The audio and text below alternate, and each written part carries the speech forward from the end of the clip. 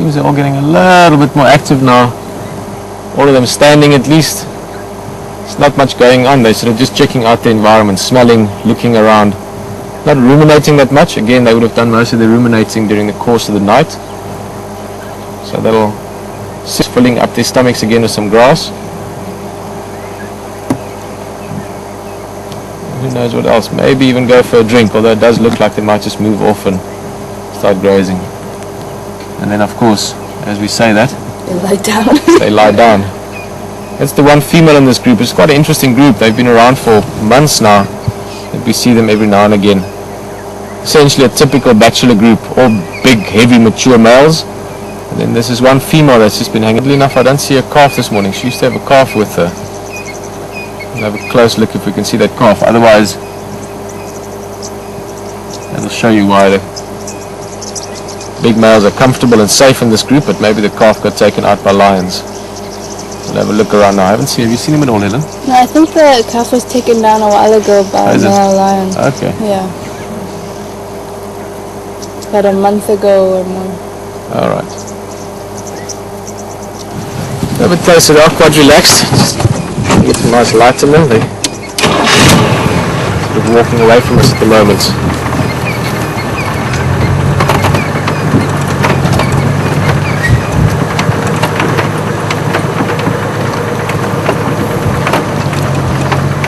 Maybe this will give you a new sort of image and view on buffalo as well. Look at the big five and how they came to be known by that name. Buffalo certainly put a big stamp on that term over the last century or two.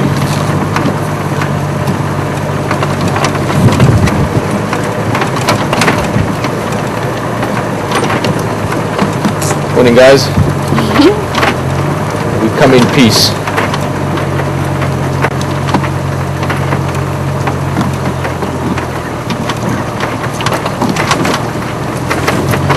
That guy on the far right there, so there's. Look at his body, look at his build. Reminds me of a solid Staffordshire Terrier or a arena bull. Very, very strong. His neck and his shoulders, almost one big hunk of muscle. And his whole attitude just says, don't mess with me. Beautiful, beautiful bull. Look at that.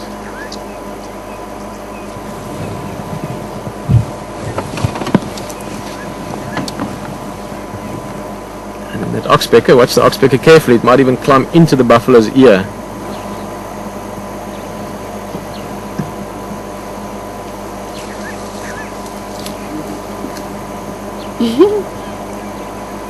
Look at this guy here. Oh yeah.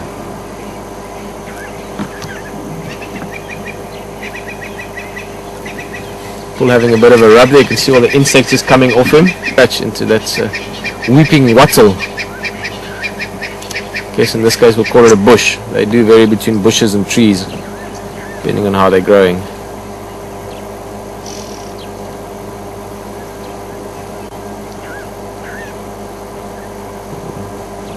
Very grumpy looking guy coming in further left as well. Sorry, the antenna might be in the way.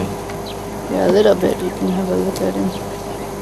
Again, very condition. If you look at his flank, where the sun is just catching it, he's got lots of mud clotted on there, probably from yesterday. He had a good mud wallow, and he's quite a hairy buffalo, so that mud is just sticking onto him a bit longer than it would normally.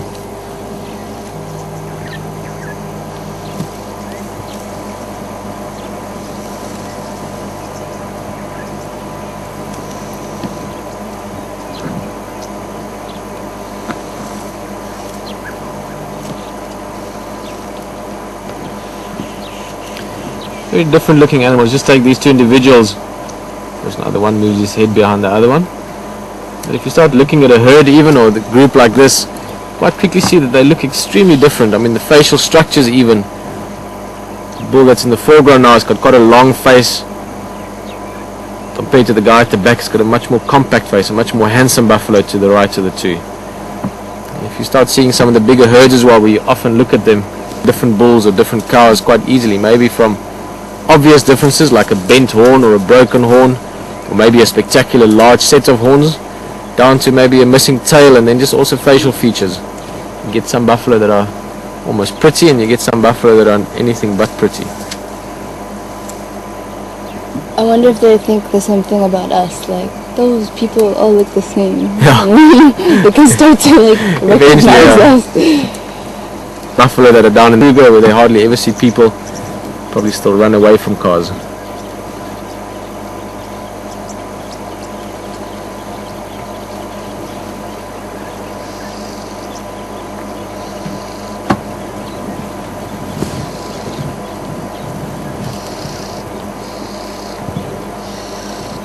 Oxpecker's hopping around, just giving him a good check. I think this is probably my favorite bull in this group that we're looking at now.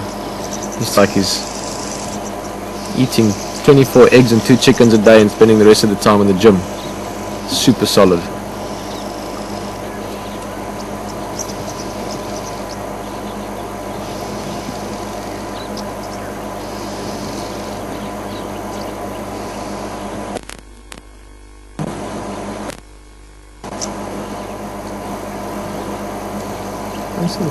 Quick look over to the right there, so I just saw a blue wildebeest come walking up. Now, it's one of those things that people occasionally visiting Africa confuse the two. Not a very clear look at this guy, but to see him a bit, you might look over at this impala making a noise. As you can see, a very similar color to buffalo, also sort of a grey, dark grey, black gunmetal color. Similar shaped horns as well, also curved almost like sideway hooks. Similar to buffalo, but a very differently shaped animal, much lighter, 1,000 kilograms, well over 2,000 pounds. Blue wildebeest only about 150 to 200 kilograms, about 400 pounds, so 20% the size of buffalo.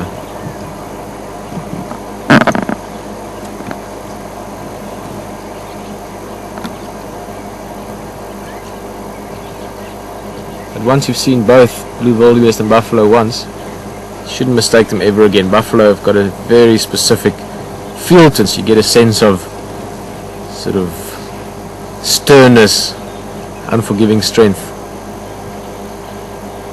and a whole lot of other words I can't think of.